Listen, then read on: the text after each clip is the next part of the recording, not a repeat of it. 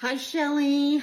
This message goes out especially for you. Sorry, I'm again still working, look a mess, but I was thinking about you and thinking about all the moms and the dads that have children that, of course, we're always worried about our children, right? And I think, my sister and I were having a conversation in terms of moms and not taken away from fathers at all.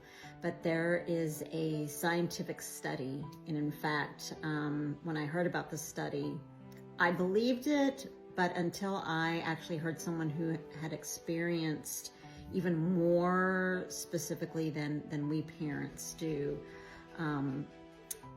there is a scientific study that moms, we are the ones that carry the baby, our children, daughters and sons.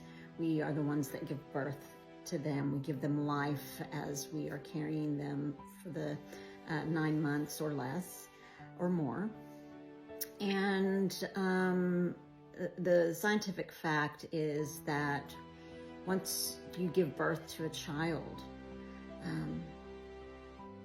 there are some nerve cells of theirs that you keep within your body, and they in turn keep of yours as the mom. And that is why we feel so much.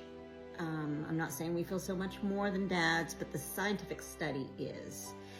And the proof is that I'll share with you. I know a lady who's very well known, and she lost her daughter. Her daughter was in a coma and actually declared no brain activity. And while deciding to donate her daughter's organs, even though there was no brain activity at all, and the oxygen was there just to keep the organs functioning properly until they could do the surgery, that there was no brain activity until her mom would say something to her. And then you could see,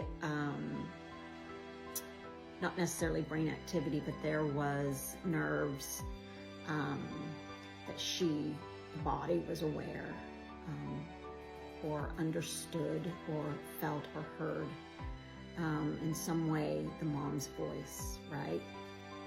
And so I believe that is why we as moms are, I'll speak for myself, and I'll speak for moms who just feel and know their children's pain, or when we know that they're going through something, we hurt so much more, I think. I was going through this with one of my children and just completely worried as a human, knowing though that God has him, and knowing that God is in control, and knowing that his timing is perfect. But at the same time, I could see the worry and the stress on my child's face, and it just kills me. And it killed me so much that I was having a hard time focusing on my job because of how I felt deep within. And but what we have to do as moms and as dads is, when we start to worry, right, that yes, we ask people to pray for us, which I have been praying for Jonna. If it's Jonna or Jonah, and I apologize, have been praying for her. And our children go on paths. Sometimes they stay on this straight and narrow path, and sometimes they kind of go and explore and go on different sides of the path. And our prayer is that they, while they may seem to be lost sometimes, that they will come back.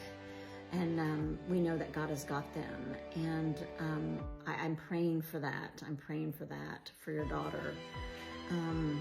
That while she may be straying, that she will come back to the foundation that was laid for her, and that she will come back to that path, and that God will use whatever she has learned as she has strayed off as a testimony for her to share with you or with her children or her family or friends or a stranger, right?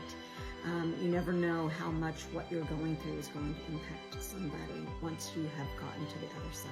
So know that I'm praying for all the moms and dads out there that are worried about their children, and if they've strayed or if something major has happened in their life or they've been hurt or they are seeking help and prayer, that just please know that I will partner with you in praying, and please partner with me in praying for my children as well. So thank you for listening. I hope that you will continue to listen as I throw in little nuggets of, life, right? Can't do it alone. Thank you guys. We'll talk to you soon. Have a blessed day.